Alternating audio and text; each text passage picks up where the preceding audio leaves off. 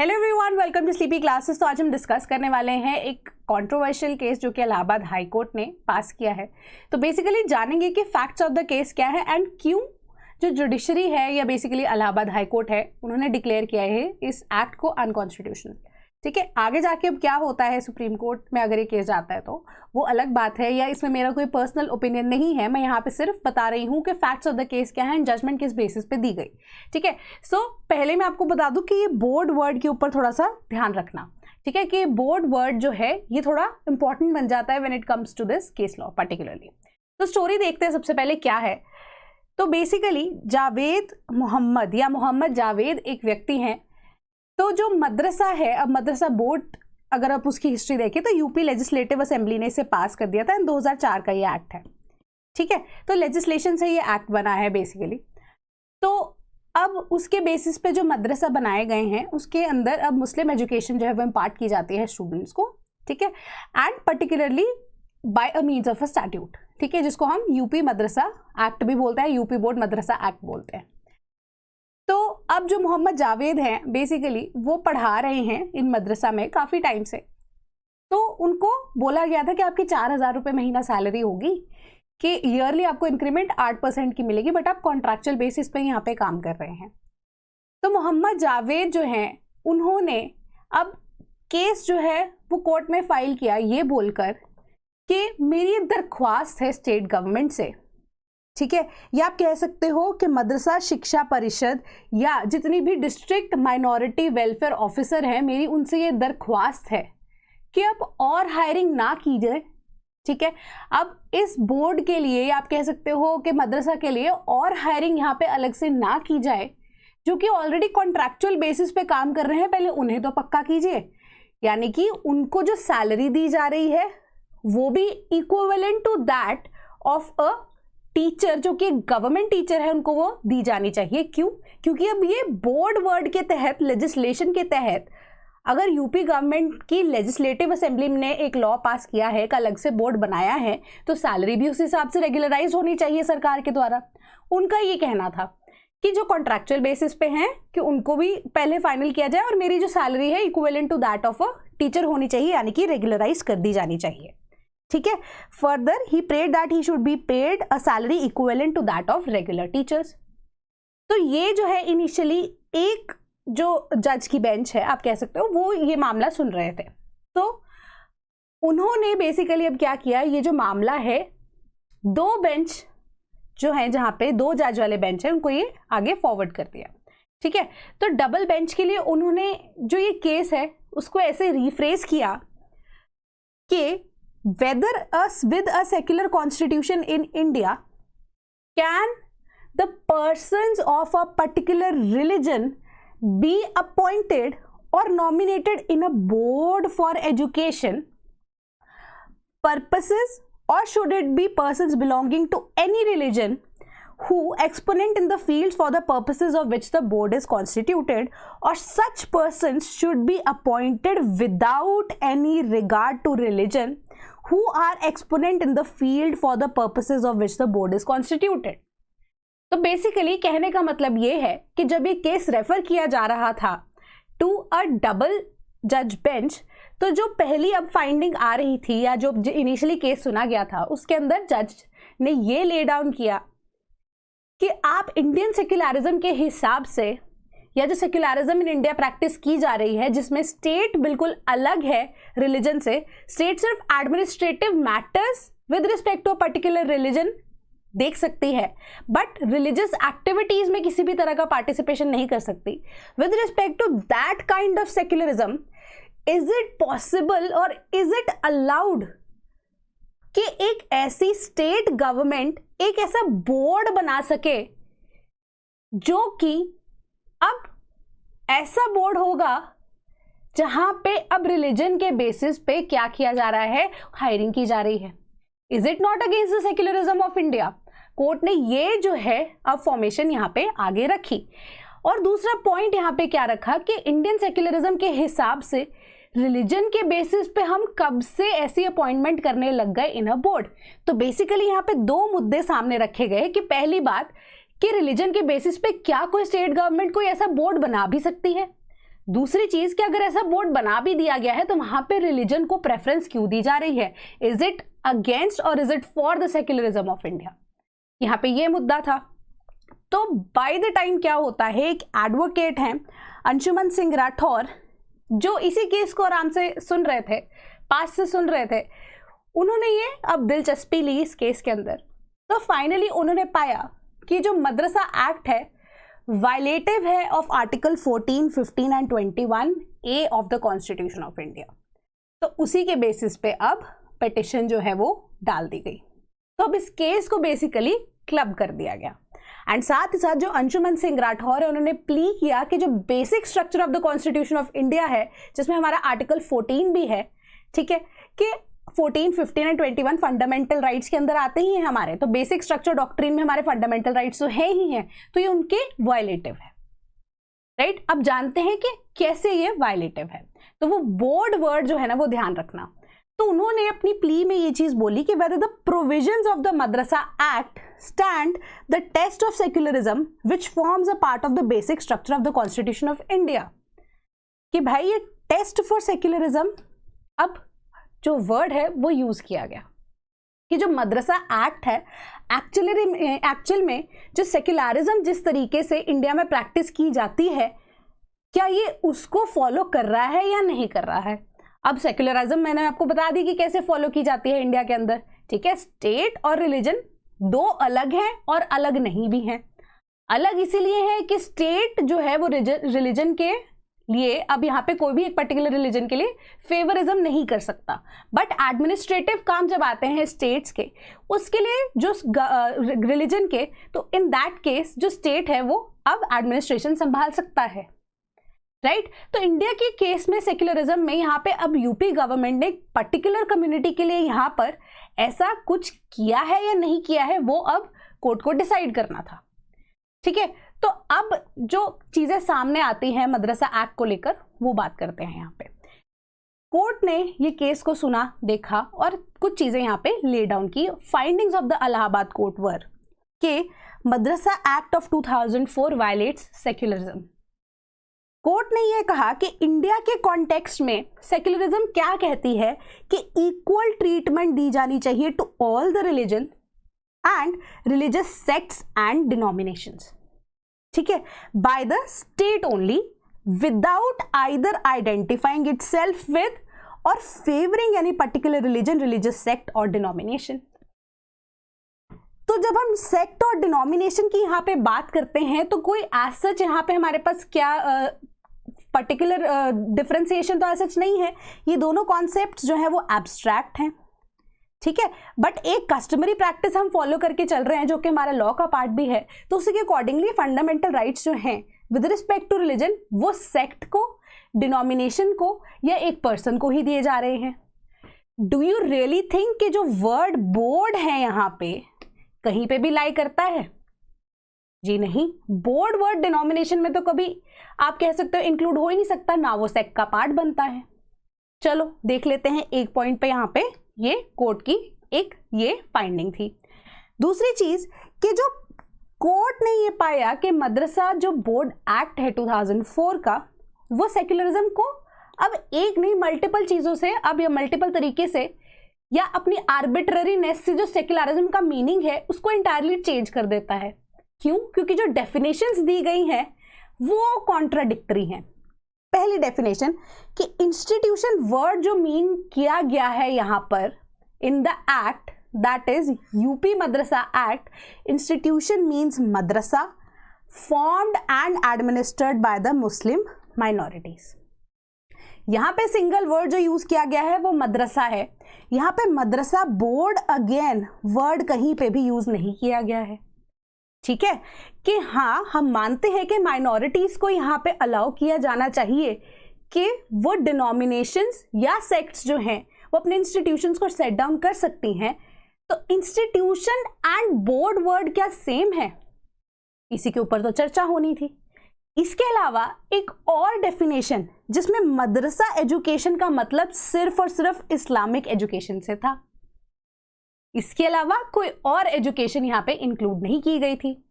In the findings court ने ये पाया कि मदरसा एजुकेशन में जो इस्लामिक एजुकेशन है जो कि अलाउ की गई है by the constitution of India, that part is fine, but उसके अलावा सुप्रीम कोर्ट हमेशा से ही इस चीज को, या इवन कि गवर्नमेंट ऑफ इंडिया हमेशा से ही इस चीज को अब प्रोपेल करती रही है कॉन्सेप्ट को आगे, कि मॉडर्न एजुकेशन को यहाँ पे बढ़ावा दिया जाना चाहिए।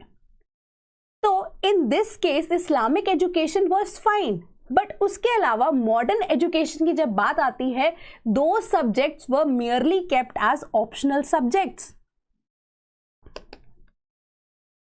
उनको मेन करिकुलम का पार्ट यहां पर बनाया ही नहीं गया था। एंड वो क्यों हुआ? क्योंकि आर्बिट्ररीनेस थी with respect to definitions, and particularly जो सेक्शन 9 है of the Madrasa board act, that was a major role player in this.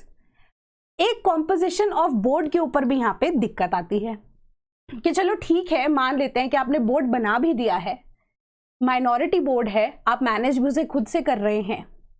वो कॉम्पोजिशन ऑफ बोर्ड में यहाँ पे अब दो चीजें सामने आई। पहला कि कॉम्पोजिशन में या जो बोर्ड बैठेगा कॉम्पोजिशन के लिए, उसमें जो प्रिंसिपल होंगे of government oriental college Rampur, वो भी इंक्लूडेड होंगे, ये चीज कही गई थी।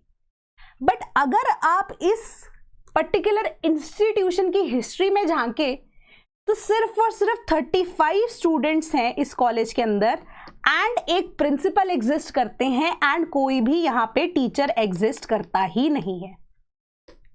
यहाँ पे तो दिक्कत हो गई। एंड साथ ही साथ जो religious heads of the sects हैं वो भी इस बोर्ड के अंदर इंक्लूड किए गए। यहां पे अगर आप बोर्ड बना रहे हो, बोर्ड का एक बेसिक मीनिंग क्या है कि आप एडमिनिस्ट्रेशन कर रहे हैं। चलो ठीक है, कोर्ट कहते हैं कि चलो ठीक है, इतनी वेगनेस के बाद भी चलो हम इस चीज को भी ध्यान में रख रहे हैं, बट अभी के लिए इसे फॉरगो करके देखते हैं।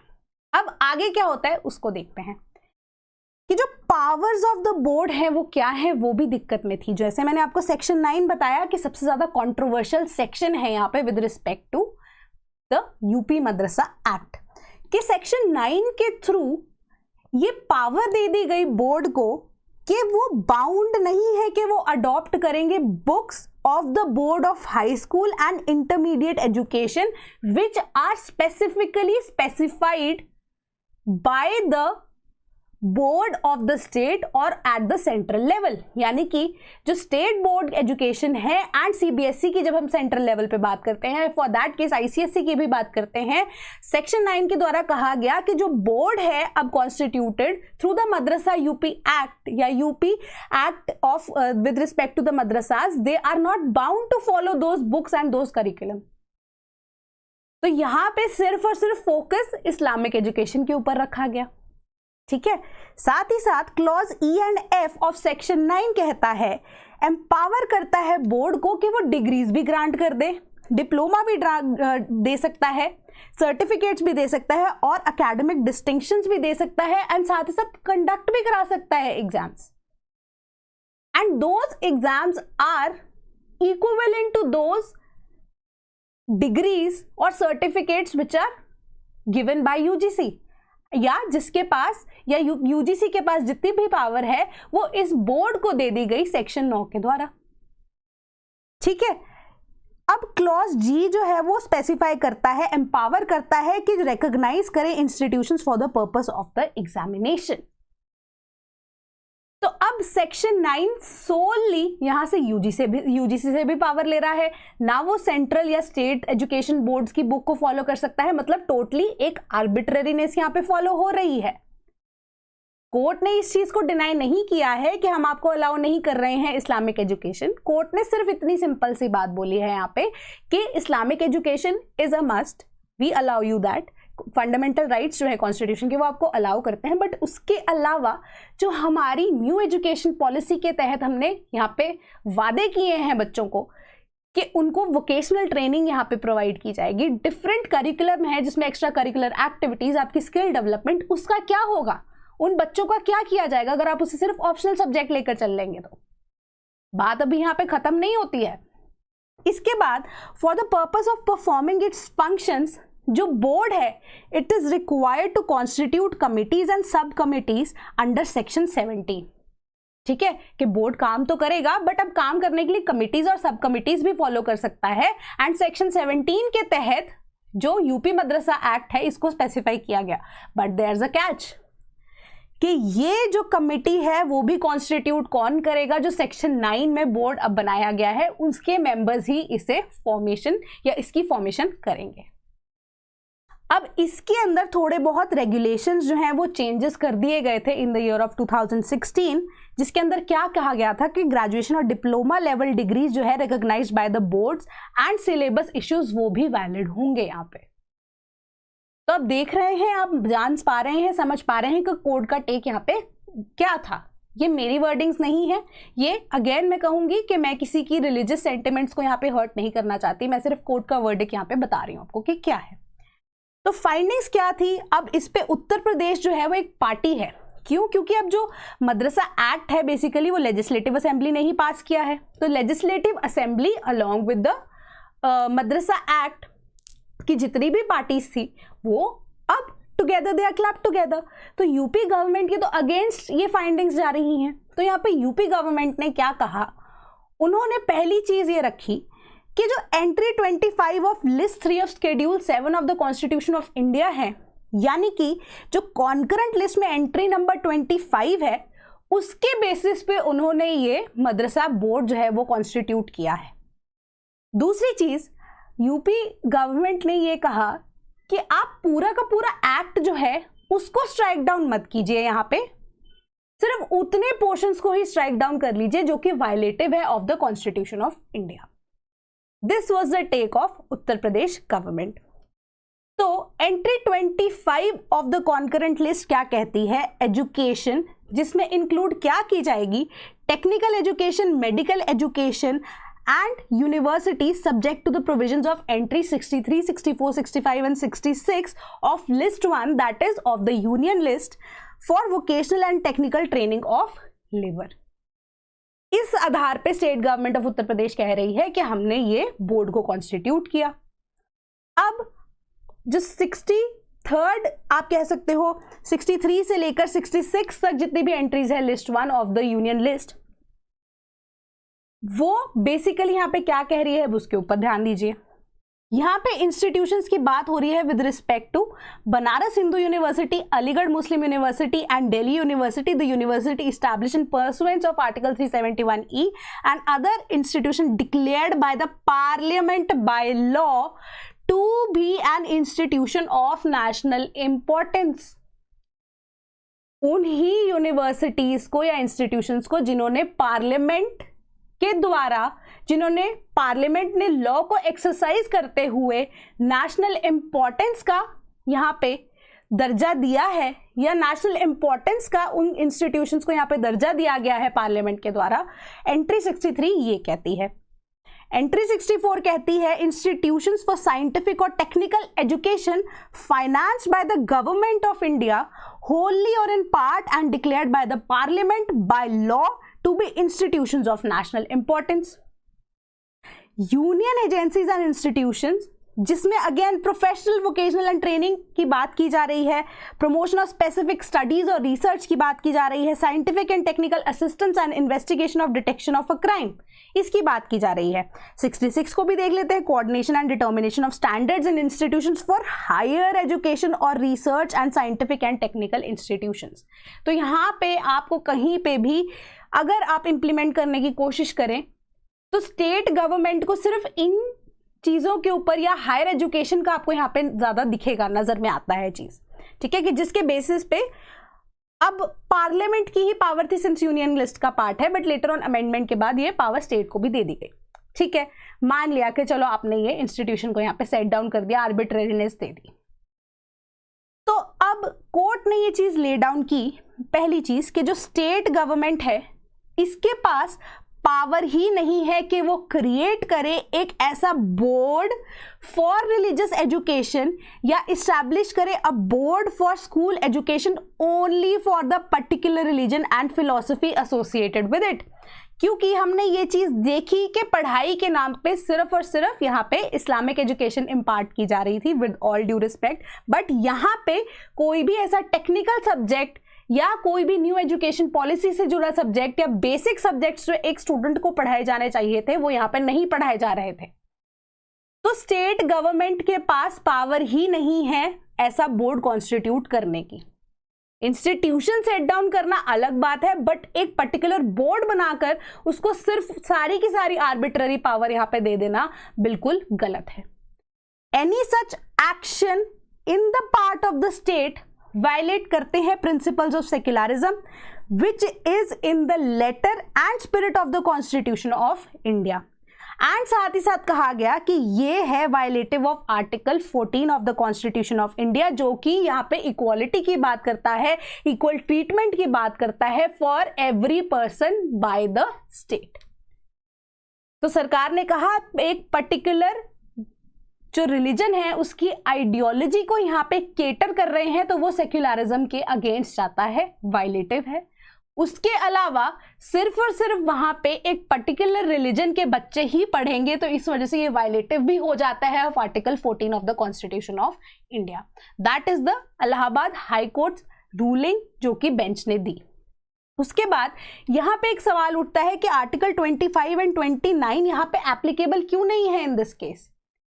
विद रिस्पेक्ट टू जब हम आर्टिकल 25 यहां पे कॉन्स्टिट्यूशन ऑफ इंडिया की बात करते हैं तो वो freedom of conscience and free profession practice and propagation of religion की तो बात करता है, बट बात करता है with respect to a particular person, with respect to a particular individual. यहां पे कहीं पे भी आर्टिकल 25 में आपको डिनोमिनेशन सेट की यहां पे बात नहीं की गई है, तो इस वजह से आर्टिकल 25 यहां पे जो है एप्लीकेबल नहीं होगा। आर्टिकल 29 जो है यहां पे एप्लीकेबल इसीलिए नहीं होगा क्योंकि स्टेट ने एक बोर्ड कॉन्स्टिट्यूट कर दिया है, ठीक है, माइनॉरिटी है, इंस्टीट्यूशन सेट किया जा सकता है, एक बोर्ड यहां पे सेट नहीं किया जा सकता। वेयरएज अगर कोई भी ऐसा educational institution under article 29 set भी होता है तो देयर आर सर्टेन बेंचमार्क्स जिसको रेगुलेट करती है द स्टेट गवर्नमेंट और either the central government, aided हो या नॉन एडेड हो, ये चीज हम सभी को पता है, हम सब पढ़ते भी हैं। तो इस वजह से आर्टिकल 25 और आर्टिकल 29 यहां पे एप्लीकेबल नहीं होंगे। So in this case court also ruled कि आर्टिकल 30 भी यहां पे एप्लीकेबल नहीं होने वाला है। जो प्रोटेक्शन है आर्टिकल 30 की वो सिर्फ और सिर्फ माइनॉरिटीज के लिए ही रहेगी, बोथ रिलीजियस एंड लिंग्विस्टिक, ताकि वो इस्टेब्लिश कर सके, एडमिनिस्टर कर सके educational institutions of their own choice. ठीक है, ये प्रिस्क्राइब क्या करता है कि कोर्सेज को प्रिस्क्राइब करेगा, रिकॉग्नाइज करेगा डिग्रीज को एंड सर्टिफिकेट्स को, कंडक्ट करेगा एग्जामिनेशंस को और रिकॉग्नाइज करेगा स्कूल्स एंड कॉलेजेस को for providing the education. But regulation की जब बात आती है वो सरकार ही करेगी, यहाँ पे एक बेसिक चीज जो है वो गवर्नमेंट को ही यहाँ पे ओवरलुक करनी पड़ेगी। ठीक है, तो ये चीज यहाँ पे ले डाउन की गई इस जजमेंट के द्वारा। तो आर्टिकल 30 जो है right of minorities to establish and administer their educational institution, यहाँ पे कहीं पे भी अगेन इंस्टीट्यूशन वर्ड ही यूज किया गया है, बोर्ड वर्ड यूज नहीं किया गया है। तो इसके बाद वायलेशन करता है ये article 21 and 21A of the constitution of India. क्यों? क्योंकि यहाँ पे जो बच्चे हैं उनकी राइट टू एजुकेशन फुलफिल नहीं की जा रही as per the standards set down by the government of India in implementation of the right to education act. इस वजह से ये डिनायल हुई टू द बेसिक एजुकेशन जो कि से रखती है यहाँ पे by means of article 21A, thereby violating the same, that is the right to education to the students who are studying in the madrasas. तो बेसिकली यहाँ पे वायलेशन होती है both article 21 as well as article 21A. That is what the court या basically Allahabad high court stated in this judgment, right. इसके अलावा बात again यहाँ पे भी खत्म नहीं होती है। एक दिक्कत यहाँ पे और है, यूजीसी और मदरसा एक्ट के बीच में जो कॉन्फ्लिक्ट यहाँ पे पाया गया। तो ये जो डिग्री देने की बात है, सर्टिफिकेट देने की बात है, वो कैसे यूजीसी के इक्विवेलेंट हो सकती है जब आप कोई भी ऐसे एक्स्ट्रा चीज या आप कह सकते हैं प्रिस्क्राइब्ड तरीका फॉलो ही नहीं कर रहे हैं। सो बेसिकली यहाँ पे यूजीसी एक्ट के अगेंस्ट भी, जिसमें सिर्फ और सिर्फ सोनली यूजीसी को पावर दी गई है कि वो रिकॉग्नाइज करेगी यूनिवर्सिटीज को। मोर ओवर हायर एजुकेशन की जब हम बात करते हैं, मेनली डोमिनेटेड एरिया है with respect to the central government. तो अब उसके अंदर भी यहाँ पे क्या इशू आ रहा है कि जो मदरसा है वो कैसे इक्विवेलेंट हो सकता है to a UGC given degree और डिप्लोमा। ठीक है, तो बेंच ने नोट किया कि जो प्रोविजंस हैं वो कन्फर करती हैं powers on the Madrasa board which are vested in the UGC by the UGC act. कि सेंट्रल गवर्नमेंट का एक एक्ट है, वो अगर वैसे भी स्टेट गवर्नमेंट के एक्ट के साथ इन कोलिजन आता है, तो जो एक्ट सेंट्रल गवर्नमेंट पास करती है वो परसिस्ट करेगा या वो रिमेन रहेगा। तो by what authority are the madrasa boards giving degrees which are equivalent to those of the degrees given by the UGC itself? तो यहाँ पे इसे भी वायलेटिव माना गया एंड फाइनली कहा गया कि जो प्रोविजन कंटेन की गई है in article 246 clause 1 of the constitution of India, उसको भी वायलेट करता है मदरसा एक्ट। तो 246 के हिसाब से subject matters of the laws made by the parliament and the legislatures of the state, जिसमें पहला क्लॉज कहता है notwithstanding anything in clauses 2 and 3, parliament के पास एक्सक्लूसिव पावर है कि वो लॉज बना सके with respect to any of the matters enumerated in the list 1, that is the union list of the schedule 7 of the constitution of India. तो यहाँ पे जब पावर ही सेंट्रल गवर्नमेंट के पास है, how can you give a board such kind of authority कि वो UGC के इक्विवेलेंट हो सके।